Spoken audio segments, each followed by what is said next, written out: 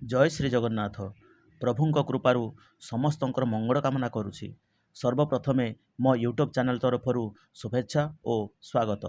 ଆଜି ମୋ ପ୍ରିୟ ଷଷ୍ଠ ଶ୍ରେଣୀର ଛାତ୍ରଛାତ୍ରୀମାନଙ୍କ ନିମନ୍ତେ ନୂତନ ଓଡ଼ିଆ ସାହିତ୍ୟ ସୁଧା ପୁସ୍ତକରୁ ପ୍ରଥମ ପ୍ରସଙ୍ଗ ଜନ୍ମଭୂମି କବିତାର ପ୍ରଶ୍ନ ଓ ଉତ୍ତର କାର୍ଯ୍ୟକ୍ରମକୁ ଆଲୋଚନା କରିବା ପାଇଁ ଯାଉଛି। ଭିଡ଼ିଓଟି ଭଲ ଲାଗିଲେ ଗୋଟିଏ ଲାଇକ୍ କରିଦେବା, ଅନ୍ୟମାନଙ୍କୁ ସେୟାର ମଧ୍ୟ କରିଦେବା ଏବଂ ପ୍ରଥମ କରି ମୋ ଚ୍ୟାନେଲଟିକୁ ଦେଖୁଥିଲେ ନିଶ୍ଚୟ ସବସ୍କ୍ରାଇବ୍ କରିଦେବା। ଫଳରେ ନୂଆ ନୂଆ ଭିଡ଼ିଓ ଗୁଡ଼ିକ ସର୍ବପ୍ରଥମେ ଦେଖିବାର ସୁଯୋଗ ମିଳିଯିବ। ତାହେଲେ ପିଲାମାନେ ବର୍ତ୍ତମାନ ଆରମ୍ଭ କରିବା ଜନ୍ମଭୂମି କବିତାର ପ୍ରଶ୍ନ ଓ ଉତ୍ତରର ଆଲୋଚନା। ପାଠ ଅନ୍ତର୍ଗତ ମୋ ବୁଝିବାରେ କ ନିମ୍ନଲିଖିତ ପ୍ରଶ୍ନଗୁଡ଼ିକର ଠିକ୍ ଉତ୍ତର ପାଖରେ ତାରା ଚିହ୍ନ ଦିଅ। 1 ନମ୍ବର, ମୁଣ୍ଡ ଶବ୍ଦ ପାଇଁ କବିତାରେ କେଉଁ ଶବ୍ଦ ବ୍ୟବହାର କରାଯାଇଛି? ଚରଣ, ମସ୍ତକ, କଡ଼, କଣ୍ଠ। ତେବେ ପିଲାମାନେ ଏହାର ସଠିକ୍ ଉତ୍ତର ଆସିବ କ'ଣ ନା ମସ୍ତକ। ତେଣୁ ତା ପାଖରେ ଆମେ ଷ୍ଟାର ଚିହ୍ନଟିଏ ଦେବା। ତାପରେ ଯିବା 2 ନମ୍ବର, ଜନ୍ମଭୂମି କବିତାରେ ମୁଖ୍ୟତଃ ହିମାଳୟର ବର୍ଣ୍ଣନା କରାଯାଇଛି, ବୀର ରମଣୀଙ୍କ କଥା କୁହାଯାଇଛି, ଭାରତ ମାତାର ଯଶଗାନ କରାଯାଇଛି, ମହାସାଗର ବିଷୟରେ ଧାରଣା ଦିଆଯାଇଛି। ତେବେ ଏହାର ସଠିକ୍ ଉତ୍ତର କେଉଁଟା ଆସିବ ପିଲାମାନେ ଦେଖ, ଭାରତ ମାତାର ଯଶଗାନ କରାଯାଇଛି। ତେଣୁ ତାର ପାଖରେ ଆମେ ତାରକା ଚିହ୍ନଟି ଦେବା ବା ଷ୍ଟାର ଚିହ୍ନଟିଏ ଦେବା। ତାପରେ ଦେଖିବା ମିଳିମିଶି ଯୋଡ଼ିବା। କବିତାର କେତେକ ଶବ୍ଦ ଓ ତାର ଭାବାର୍ଥ ନିମ୍ନରେ ଲେଖାଯାଇଛି। ଦଳରେ ଆଲୋଚନା କରି ପ୍ରତ୍ୟେକ ଶବ୍ଦ ସହ ଖାପ ଖାଉଥିବା ଭାବାର୍ଥକୁ ଗାର ଟାଣି ଯୋଡ଼। ତୁମେ ଅଭିଧାନ, ଇଣ୍ଟରନେଟ୍ ବା ନିଜ ଶିକ୍ଷକଙ୍କର ସହାୟତା ନେଇପାରିବ। ତେବେ ପିଲାମାନେ ଦେଖ, ବାମ ପଟେ ଦେଇଛି ଶବ୍ଦ ଏବଂ ଡାହାଣ ପଟେ ତାର ଦେଇଛି ଭାବାର୍ଥ। ତେଣୁ 1 ନମ୍ବର ଦେଇଛି ହିମାଳୟ। ତେଣୁ ହିମାଳୟର ସଠିକ୍ ଉତ୍ତର ଆସିବ। ଦେଖ ତଳେ ଲେଖା ହେଇଛି 10 ନମ୍ବରରେ ଭାରତର ଉତ୍ତର ସୀମାରେ ବ୍ୟାପି ରହିଥିବା ପର୍ବତମାଳା। ତାର ସଠିକ୍ ଉତ୍ତର ଆସିବ ତୁମର 10 ନମ୍ବରଟା ହିମାଳୟର 1 ନମ୍ବର ଉତ୍ତର ଆସିବ 10 ନମ୍ବର। ତେଣୁ ଆକୁ ଆମେ ଗାର ଟାଣି ଯୋଡ଼ିବା। ତାପରେ ଆସିବ 2 ନମ୍ବର ବ୍ରହ୍ମପୁତ୍ର। ବ୍ରହ୍ମପୁତ୍ରରେ ଆସିବ ଦେଖ ପିଲାମାନେ 8 ନମ୍ବର ଅଛି, ମୁଖ୍ୟତଃ ଅରୁଣାଚଳ ପ୍ରଦେଶ ଓ ଆସାମ ଦେଇ ବହିଯାଉଥିବା ନଦୀ ଯାହାକି ଶେଷରେ ବଙ୍ଗୋପସାଗରରେ ମିଶିଛି। ଏହା ତାର ସଠିକ୍ ଉତ୍ତର ହେବ। ବର୍ତ୍ତମାନ ଯିବା 3 ନମ୍ବର ଦ୍ରୋଣ। ତେଣୁ এই ଦ୍ରୋଣର ଭାବାର୍ଥ ଦେଖ ତୁମର ଦେଇଛି 7 ନମ୍ବରରେ, କୌରବ ଓ ପାଣ୍ଡବଙ୍କ ଗୁରୁ। ତାକୁ ଆମେ ଗାର ଟାଣି ଯୋଡ଼ିବା। ଠିକ୍ ଅଛି ପିଲାମାନେ। ବର୍ତ୍ତମାନ ଦେଖିବା 4 ନମ୍ବର ସୀତା। ସୀତାର ଭାବାର୍ଥ ଦେଖ ତୁମର 6 ନମ୍ବର ଅଛି, ଜନକ ରାଜାଙ୍କ ଦୁହିତା ପ୍ରଭୁ ଶ୍ରୀରାମଙ୍କ ଧର୍ମପତ୍ନୀ। ତାକୁ ଆମେ ଗାର ଟାଣି ଯୋଡ଼ିବା। ବର୍ତ୍ତମାନ ଯିବା 5 ନମ୍ବର ଗଙ୍ଗା। ଗଙ୍ଗାର ସଠିକ୍ ଭାବାର୍ଥ ଆସିବ ଦେଖିବ 2 ନମ୍ବର ଦେଇଛି, ଭାରତର ଦୀର୍ଘତମ ପବିତ୍ର ନଦୀ। ଭାରତର ଦୀର୍ଘତମ ପବିତ୍ର ନଦୀ। ତାକୁ ଆମେ ଗାର ଟାଣି ଯୋଡ଼ିବା। ବର୍ତ୍ତମାନ ଦେଖିବା 6 ନମ୍ବର ଚୈତନ୍ୟ। ଚୈତନ୍ୟର ତାର ସଠିକ୍ ଭାବାର୍ଥ ଦେଇଛି ଦେଖିବା 4 ନମ୍ବରରେ, ଗୌଡ଼ୀୟ ବୈଷ୍ଣବ ମତବାଦର ପ୍ରଚାରକ ଓ ପ୍ରସାରକ। ତାକୁ ଆମେ ଗାର ଟାଣି ଯୋଡ଼ିବା। ତାପରେ ବର୍ତ୍ତମାନ ଦେଖିବା 7 ନମ୍ବର ପଦ୍ମିନୀ। ପଦ୍ମିନୀର ସଠିକ୍ ଭାବାର୍ଥ ଦେଇଛି ଦେଖିବା 5 ନମ୍ବରରେ, ମେୱାରର ରାଣୀ ଓ ବୀର ରମଣୀ। ତାକୁ ଆମେ ଗାର ଟାଣି ଯୋଡ଼ିବା। ତାପରେ ବର୍ତ୍ତମାନ ଦେଖିବା 8 ନମ୍ବର ଅର୍ଜୁନ। ଅର୍ଜୁନର ସଠିକ୍ ଉତ୍ତର ତୁମେ ଦେଖ 1 ନମ୍ବର ଦିଆଯାଇଛି ତାର ଭାବାର୍ଥ ତୃତୀୟ ପାଣ୍ଡବ। ତେଣୁ ତାକୁ ଆମେ ଗାର ଟାଣି ଯୋଡ଼ିବା। ତାପରେ ଯିବା ବର୍ତ୍ତମାନ 9 ନମ୍ବର ଭୀଷ୍ମ। ଭୀଷ୍ମର ସଠିକ୍ ଭାବାର୍ଥ ଦେଇଛି ଦେଖିବା 3 ନମ୍ବରରେ, ଗଙ୍ଗାଙ୍କ ପୁତ୍ର, କୌରବ ଓ ପାଣ୍ଡବମାନଙ୍କ ପିତାମହ। ତାକୁ ଆମେ ଗାର ଟାଣି ଯୋଡ଼ିବା। ଶେଷରେ ବାଲ୍ମୀକି। ତେଣୁ ଏହାର ସଠିକ୍ ଭାବାର୍ଥ ଅଛି ଦେଖିବା 9 ନମ୍ବରରେ, ସଂସ୍କୃତ ରାମାୟଣର ରଚୟିତା। ତାକୁ ଆମେ ଗାର ଟାଣି ଯୋଡ଼ିବା। ଠିକ୍ ଅଛି ପିଲାମାନେ, ବୁଝିହେଲା ଏବେ। ତାପରେ ଦେଖିବା ପଦ୍ୟାଂଶକୁ ଆଲୋଚନା କର। ନିମ୍ନଲିଖିତ ପଦ୍ୟାଂଶକୁ ମନ ଦେଇ ପଢ଼ ଏବଂ ଏହାର ଭାବାର୍ଥକୁ ସାଙ୍ଗମାନଙ୍କ ସହ ଆଲୋଚନା କରି ତାର ସାରାଂଶକୁ ଲେଖ। ତାହେଲେ ପିଲାମାନେ ଏ ଯେଉଁ ପଦ୍ୟାଂଶ ଦେଇଛି ତାକୁ ମୁଁ ଟିକେ ସ୍ୱର ବୋଲି ଶୁଣାଇ ଦେଉଛି ଏବଂ ତାପରେ ତାର ସାରାଂଶକୁ ଆମେ ଲେଖିବା। ତୁହି ମା ଜନମ ଭୂମି ପବିତ୍ର ଭାରତ ଭୂମି,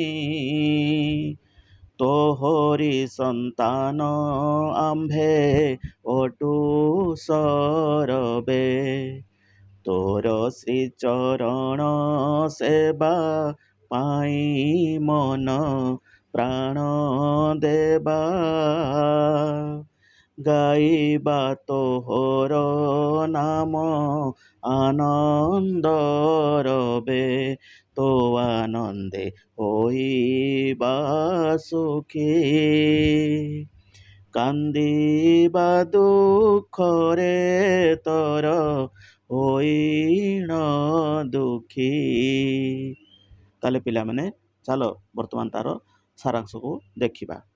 ଉକ୍ତ ପଦ୍ୟାଂଶଟି ଭକ୍ତ କବି ମଧୁସୂଦନ ରାଓଙ୍କ ରଚିତ ଜନ୍ମଭୂମି କବିତାର ଆସିଛି।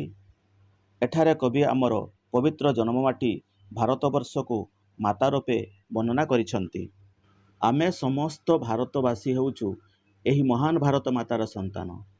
ମାତୃଭୂମିର ଶ୍ରୀଚରଣରେ ସେବା କରିବା ପାଇଁ ଆମେ ନିଜର ମନ ଓ ପ୍ରାଣ ବଳିଦାନ ଦେବା ଉଚିତ। ଆମେ ସମସ୍ତେ ଆନନ୍ଦର ସହିତ ମିଳିମିଶି ଆମ ଜନ୍ମଭୂମିର ନାମ ଓ ଯଶଗାନ କରିବା। ଦେଶର ଉନ୍ନତି ତଥା ଆନନ୍ଦରେ ଆମେ ପ୍ରକୃତ ସୁଖ ଅନୁଭବ କରିବା। ସେହିପରି ଦେଶର ଦୁଃଖ ବା ବିପଦ ସମୟରେ ମଧ୍ୟ ଆମେ ମଧ୍ୟ ଦୁଃଖୀ ହୋଇ ତାହାର ସାମ୍ନା କରିବା ବୋଲି କବି ଏଠାରେ ଶିକ୍ଷା ଦେଇଛନ୍ତି। ବର୍ତ୍ତମାନ ଯିବା ବୁଝି ବିଚାରି ଲେଖ। କ ଜନ୍ମଭୂମି କବିତାକୁ ପଢ଼ି ପ୍ରଶ୍ନ ଗୁଡ଼ିକର ଉତ୍ତର ଦିଅ। 1 ନମ୍ବର, କବିତାରେ ବର୍ଣ୍ଣିତ ବୀରା ରମଣୀମାନଙ୍କର ନାମ ଲେଖ। ଉତ୍ତରରେ କବିତାରେ ବର୍ଣ୍ଣିତ ବୀରା ରମଣୀମାନେ ହେଲେ ସୀତା, ସାବିତ୍ରୀ, ପଦ୍ମିନୀ ଓ ଦୁର୍ଗାବତୀ। 2 ନମ୍ବର, ଭାରତର କୋଟିରେ କେଉଁ ପର୍ବତମାଳା ଶୋଭା ପାଉଛି? ଏହାର ଉତ୍ତର ହେବ ପିଲାମାନେ ଭାରତର କୋଟିରେ ବିନ୍ଧ୍ୟ ପର୍ବତମାଳା ଶୋଭା ପାଉଛି। 3 ନମ୍ବର, କାଳିଦାସ କିଏ? ତାଙ୍କ ରଚିତ ଗୋଟିଏ କାବ୍ୟର ନାମ ଲେଖ। ତେବେ ତାର ଉତ୍ତର ଦେଖିବା ପିଲାମାନେ। କାଳିଦାସ ସଂସ୍କୃତ ଭାଷାର ମହାନ କବି। କୁମାର ସମ୍ଭବ ତାଙ୍କ ରଚିତ ଗୋଟିଏ କାବ୍ୟ। ତାପରେ ଯିବା 4 ନମ୍ବର, ଆମ ଜନ୍ମଭୂମିର ଦୁଇ ପାର୍ଶ୍ୱରେ ଥିବା ଜଳଧିର ନାମ ଲେଖ। ତେବେ ଉତ୍ତର ଦେଖିବା ଆମ ଜନ୍ମଭୂମିର ଦୁଇ ପାର୍ଶ୍ୱରେ ଥିବା ଜଳଧିର ନାମ ହେଉଛି ଆରବ ସାଗର ଓ ବଙ୍ଗୋପସାଗର। ତାପରେ ଯିବା 5 ନମ୍ବର, ଭାରତ ଶରୀରରେ କେଉଁ ସବୁ ନଦୀ ଶୋଭା ପାଉଛି? ଏହାର ଉତ୍ତର ଦେଖିବା ପିଲାମାନେ। ଭାରତର ଶରୀରରେ ଗଙ୍ଗା, ବ୍ରହ୍ମପୁତ୍ର ଓ ସିନ୍ଧୁ ନଦୀ ଶୋଭା ପାଉଛି। ବର୍ତ୍ତମାନ ଦେଖିବା ଖ ନମ୍ବର, ଚୈତନ୍ୟାଦି ମହାତ୍ମା ଜନେ ପ୍ରଚାରିଲେ ବିଭୁ ନାମ ଆନନ୍ଦ ମନେ। ମହାତ୍ମାର ଅର୍ଥ ମହାପୁରୁଷ, ବଡ଼ ଲୋକ, ମହାମାନବ, ମହାନ ବ୍ୟକ୍ତି। ବିଭୁର ଅର୍ଥ ଈଶ, ଈଶ୍ୱର, ପ୍ରଭୁ, ଠାକୁର, ଦେବତା। ତେବେ ଉପର ଲିଖିତ ପଦ୍ୟାଂଶକୁ ପଢ଼ି ଉତ୍ତର ଲେଖ। ଚୈତନ୍ୟ କିଏ? ଏହାର ଉତ୍ତର ହେବ ପିଲାମାନେ ଚୈତନ୍ୟ ଜଣେ ଧର୍ମ ପ୍ରଚାରକ। ସେ କ'ଣ କରିଥିଲେ? ଉତ୍ତର ଲେଖିବା ସେ ଗୌଡ଼ୀୟ ବୈଷ୍ଣବ ଧର୍ମ ମତବାଦର ପ୍ରଚାର ଓ ପ୍ରସାର କରିଥିଲେ। ତାପରେ ଦେଖିବା ତାଙ୍କୁ ମହାତ୍ମା କାହିଁକି କହିବା? ତାର ଉତ୍ତର ଲେଖିବା ଏହି ପବିତ୍ର ଭୂମିରେ ଭକ୍ତିରସର ପ୍ଲାବନ ସୃଷ୍ଟି କରିଥିଲେ, ତେଣୁ ତାଙ୍କୁ ଆମେ ମହାତ୍ମା ବୋଲି କହିବା। ତାପରେ ଯିବା କବିତାର ରଚନା ଶୈଳୀ। ବିନ୍ଧ୍ୟ ଗିରିବର କୋଟିରେ ଗଙ୍ଗା ଆଦି କେତେ ନଦୀ ଶୋଭେ ଶରୀରେ। ଉକ୍ତ ପଦ୍ୟାଂଶ ପରି ତୁମକୁ ଭଲ ଲାଗୁଥିବା ଆଉ କିଛି ପଦ୍ୟାଂଶ କବିତାରୁ ବାଛି ଲେଖ। ତେବେ ବର୍ତ୍ତମାନ ପିଲାମାନେ ସେଇଟା ତୁମ ନିଜ ନିଜ ଇଚ୍ଛା, ତୁମକୁ କେଉଁ ପଦ ଭଲ ଲାଗିବ। ତେବେ ମୋତେ ଯେଉଁ ପଦ ଭଲ ଲାଗୁଥିଲା ବା ଭଲ ଲାଗୁଛି ତାକୁ ମୁଁ ଏଠି ଲେଖି ଦେଉଛି। ତୋ ଆନନ୍ଦେ ହୋଇବା ସୁଖୀ, କାନ୍ଦିବା ଦୁଃଖରେ ତୋର ହୋଇଣ ଦୁଃଖୀ। ତାପରେ ଦେଖିବା ମେଳ କର। କ ସ୍ତମ୍ଭର କବିତାଂଶ ସହିତ ଖ ସ୍ତମ୍ଭର ଭାବାର୍ଥକୁ ସଂଯୋଗ କର। ତେବେ ଦେଖ ପିଲାମାନେ ବାମ ପଟେ କ ସ୍ତମ୍ଭରେ ଦେଇଛି 1 ନମ୍ବରରେ ଜନମିଲେ ତୋ କୋଳରେ କେତେ ସୁର ବୀର ନରେ। ତେବେ ଏହାର ସଠିକ ଉତ୍ତର ଖ ସ୍ତମ୍ଭରେ ପାଇବା ଆମେ, ଯେଉଁଟା 2 ନମ୍ବରରେ ଦିଆଯାଇଛି। ଦେଖ ଭାରତ ମାତାର କୋଳରେ ଅନେକ ସୁର, ବୀର ଓ ମହାମାନବ ଜନ୍ମ ନେଇଛନ୍ତି, ତେଣୁ ତାକୁ ଆମେ ସଂଯୋଗ କରିବା, ଗାର ଟାଣି ଯୋଡ଼ିବା। ତାପରେ ଯିବା 2 ନମ୍ବର, ତୋ ଆନନ୍ଦେ ହୋଇବା ସୁଖୀ କାନ୍ଦିବା ଦୁଃଖରେ ତୋର ହୋଇଣ ଦୁଃଖୀ। ତେବେ ଏହାର ସଠିକ ଉତ୍ତର ଦେଖିବା। ଖ ସ୍ତମ୍ଭରେ ଦେଇଛି 3 ନମ୍ବରରେ ଆମେ ଜନ୍ମଭୂମିର ଉନ୍ନତି ବା ପ୍ରଗତିରେ ସୁଖ ଅନୁଭବ କରିବା ଓ ଅବନତିରେ ଦୁଃଖୀ ହେବା। ତାକୁ ଆମେ ସଂଯୋଗ କରିବା ବା ଗାର ଟାଣି ଯୋଡ଼ିବା।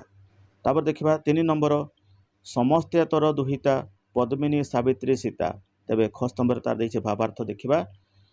1 ନମ୍ବର ଦେଇଛି ପଦ୍ମିନୀ ସାବିତ୍ରୀ ସୀତା ପ୍ରଭୃତି ସମସ୍ତ ବୀରା ରମଣୀ ଭାରତ ମାତାର ଦୁହିତା ଅଟନ୍ତି। ତାକୁ ଆମେ ଗାର ଟାଣି ସଂଯୋଗ କରିବା। ତାପରେ ଦେଖିବା ଅନୁମାନ ଓ କଳ୍ପନାରୁ ସାଙ୍ଗମାନଙ୍କ ସହିତ ଦଳଗତ ଆଲୋଚନା କର। କ ନମ୍ବର ମହାକବି ବ୍ୟାସଦେବ ବାଲ୍ମୀକି କାଳିଦାସ ଗାଇଲେ ପବିତ୍ର କଣ୍ଠେ ତୋହରି ଗୁଣ। 1 ନମ୍ବର କେଉଁମାନଙ୍କୁ ମହାକବି ଆଖ୍ୟା ଦିଆଯାଇଛି? ତେବେ ପିଲାମାନେ ତାର ଉତ୍ତର ହେବ ଦେଖିବା। ବ୍ୟାସଦେବ ବାଲ୍ମୀକି ଓ କାଳିଦାସଙ୍କୁ ମହାକବି ଆଖ୍ୟା ଦିଆଯାଇଛି। ତାପରେ ଦେଖିବା 2 ନମ୍ବର ସେମାନଙ୍କ ଲିଖିତ ଗ୍ରନ୍ଥର ନାମ ଉଲ୍ଲେଖ କର। ତେବେ ତାର ଉତ୍ତର ଦେଖିବା। ବ୍ୟାସଦେବ କ'ଣ ଲେଖିଥିଲେ? ସଂସ୍କୃତ ମହାଭାରତ। ବାଲ୍ମୀକି ଲେଖିଥିଲେ ସଂସ୍କୃତ ରାମାୟଣ। କାଳିଦାସ ଲେଖିଥିଲେ ଅଭିଜ୍ଞାନ ଶକୁନ୍ତଳମ୍ ଋତୁ ସଂହାର। ତାପରେ ଯିବା ଖ ନମ୍ବର କେତେ କେତେ ପୁଣ୍ୟବତୀ କେତେ ପତିବ୍ରତା ସତୀ କେତେ ବୀର ନାରୀ କେତେ ବୀର ଜନନୀ। ଏହି କବିତାଂଶରେ ବୀର ନାରୀ ବୋଲି କାହାକୁ ଓ କାହିଁକି କୁହାଯାଇଛି? ତେବେ ତାର ସଠିକ ଉତ୍ତର ଦେଖିବା ପିଲାମାନେ। ଏହି କବିତାଂଶରେ ବୀର ନାରୀ ବୋଲି ପଦ୍ମିନୀ ଓ ଦୁର୍ଗାବତୀଙ୍କୁ କୁହାଯାଇଛି। ସେମାନଙ୍କର ଅସୀମ ଧୈର୍ଯ୍ୟ ନିଷ୍ଠା ଓ ବୀରତ୍ୱ ନିମନ୍ତେ ସେମାନଙ୍କୁ ବୀର ନାରୀ ବୋଲି କୁହାଯାଇଛି। ତାପରେ ଦେଖିବା ବର୍ତ୍ତମାନ ଶବ୍ଦର ଭିନ୍ନ ଭିନ୍ନ ରୂପ କ ଯେପରି ଚରଣର ପଦ ପାଦ ପୟର। ସେହିପରି ନଦୀର କ'ଣ ହେବ ଦେଖ ସରିତ ତଟିନୀ ନିର୍ଝରିଣୀ। ଭୂମିର ହେବ ମାଟି ଭୂଇଁ ଭୂପୃଷ୍ଠ। ଜନନୀର ହେବ ମାତା ଜନିତ୍ରୀ ଜନ୍ମଦାତ୍ରୀ। ଦୁହିତାର ହେବ କ'ଣ କନ୍ୟା ଝିଅ ପୁତ୍ରୀ। ତାପରେ ଯିବା ଖ ନମ୍ବର କବିତାରେ ବ୍ୟବହୃତ ଗିରିବର ଶବ୍ଦରେ ବର ଅର୍ଥ ଶ୍ରେଷ୍ଠ। ଏହି ଅର୍ଥକୁ ଦୃଷ୍ଟିରେ ରଖ ଓ ଶବ୍ଦ ଶେଷରେ ବର ଲଗାଇ ନୂତନ ଶବ୍ଦ ଗଠନ କର। ତେବେ ଦେଖ ପିଲାମାନେ ଆମେ ନୂତନ ଶବ୍ଦ ଗଠନ କରିବା। ଶେଷରେ ବର ଲାଗିଥିବ। ପ୍ରଥମେ ଲେଖିବା କ'ଣ କୃତ ବର ମୁନି ବର ପର୍ବତ ବର କବି ବର ବୀର ବର ଗୁରୁ ବର। ବୁଝିଲା ପିଲାମାନେ। ତାପରେ ଦେଖିବା କିଛି ଭିନ୍ନ କିଛି ସମାନ। ନିମ୍ନଲିଖିତ ପଦକୁ ଧ୍ୟାନର ସହ ପଢ଼।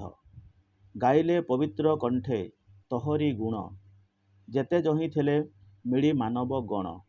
ଗଣ ଓ ଗୁଣ ଶବ୍ଦ ଦ୍ୱୟରେ କେବଳ ଗୋଟିଏ ମାତ୍ରାର ଭିନ୍ନତା ଅଛି। ଫଳରେ ତାର ଅର୍ଥ ସମ୍ପୂର୍ଣ୍ଣ ରୂପେ ବଦଳି ଯାଉଛି। ତେଣୁ ତୁମେମାନେ ସାଙ୍ଗମାନଙ୍କ ସହ ଦଳଗତ ଆଲୋଚନା କରି ଏହିପରି ଶବ୍ଦ ଗୁଡ଼ିକୁ ଖାତାରେ ଲେଖ। ଯେପରି ବଣ ବଣି ବସ ବେଶ। ତେବେ ଆମେ କିଛି ତାର ଉତ୍ତର ଲେଖିବା ପିଲାମାନେ ଦେଖ କଳ କୂଳ ଗଣ ଗୁଣ ମନ ମୁନ ଜଳ ଜାଳ ସତ ସାତ ମୁନ ମୁନି ସତ ସତୀ। କ'ଣ ବୁଝିଲା ପିଲାମାନେ? ଆଜିର ପ୍ରସଙ୍ଗ ଜନ୍ମଭୂମିର ପ୍ରଶ୍ନ ଉତ୍ତର ଗୁଡ଼ିକର ଆଲୋଚନା ଏଇଠି ସରିଯାଇଛି। ଆଗକୁ ପୁଣି ନୂଆ ପ୍ରସଙ୍ଗ ନେଇ ଆସିବି। ଭିଡ଼ିଓଟି ସମ୍ପୂର୍ଣ୍ଣ ଦେଖିଥିବାରୁ ଅଶେଷ ଧନ୍ୟବାଦ। ଆଜି ପାଇଁ ରହୁଛି। ଜୟ ହିନ୍ଦ ଜୟ ଓଡ଼ିଶା ଜୟ ଶିକ୍ଷା।